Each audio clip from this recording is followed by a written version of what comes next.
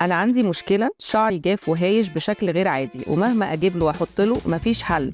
تعبت قوي معاه وشكله دايما منكوش حتى لو مسرحاه. أعمل إيه؟ مشكلة جفاف وهيشان الشعر دي مشكلة بنشوفها كتير جدا في العيادة، وبالذات بعد فترة الصيف، بعد تعرض الشمس لأشعة الشمس الضارة والكلور والحرارة العالية.